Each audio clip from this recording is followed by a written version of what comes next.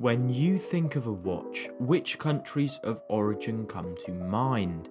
Switzerland, Germany, Japan, maybe even England or America? Well, stick around because today we have an Irish brand. Now, I don't know about you, but off the top of my head, I can't remember a single Irish brand in the watch industry at all. Anyways, this Irish brand quite strongly shows Irish pride as it's based on the Dunlaing family. Misnich, Jaegner, Disleached, though I have absolutely indefinitely butchered those words. They are Irish Gaelic for courage, wisdom and loyalty.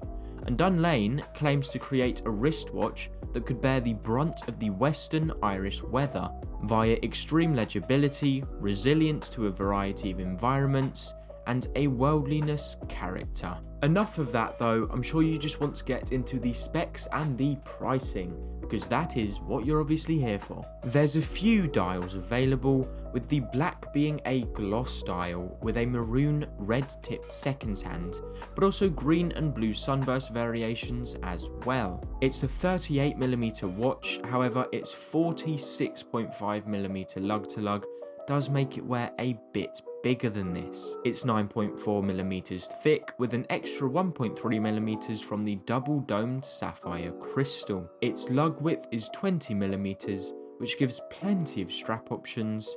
However, I doubt that will be necessary due to the bracelet being of very good quality, especially for the £450 price tag. It sports Superluminova C3 and it has a screw down crown that gives it 100 meters of water resistance. So all in all, good specs. The main thing I want to note over the well finished case and nicely laid out dial, however, is its wonderful bracelet. With solid female end links, 4 micro adjustments which we absolutely love on this channel, and a 20 to 18mm taper, and all round good finishing. Before we can get into the movement, I'd just like to say thank you for clicking that subscription and like button. I really do appreciate it and it helps me a lot.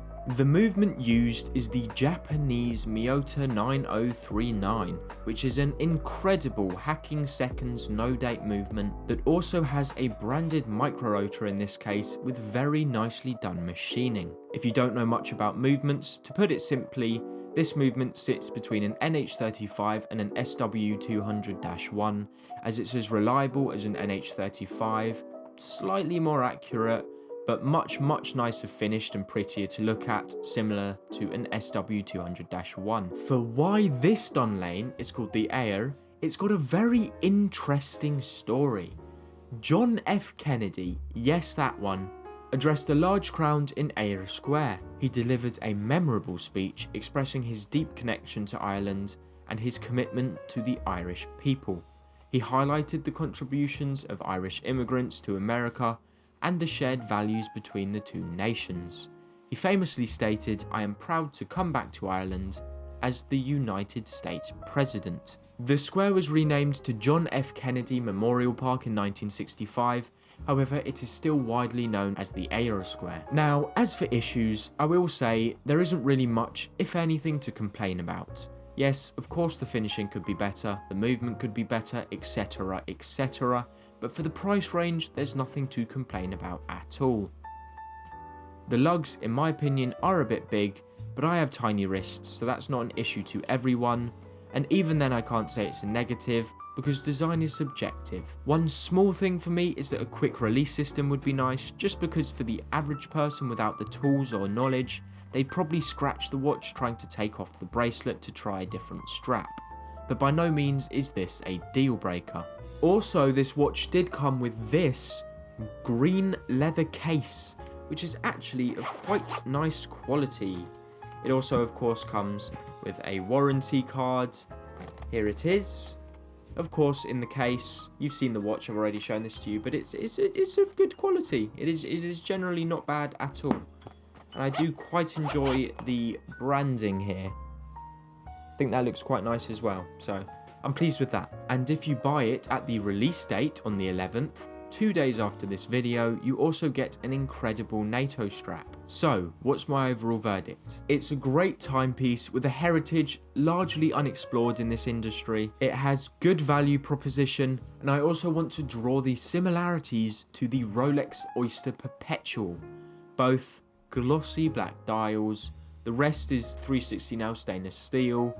It's very basic, both of them, but in all the right ways. I think it makes them very, very versatile, and for a first watch and a daily beater, you want it to be as versatile as possible. So I would actually say that for a daily, this design is pretty much as good as it gets. You can't get much better than that. And I also want to say this is obviously nothing close to a homage. I just wanted to mention that this shows how truly versatile it can be, as the Rolex Oyster Perpetual is quite commonly known as one of the most versatile watches on the planet. As for the Sunburst models, they're both dark blue and green, which are also very versatile, though in my opinion, black is the superior option. End of the day, it's got a good movement for the price, great finishing for the price, it's got a heritage unexplored in the industry, and it's a solid, good looking, robust timepiece for a very good price.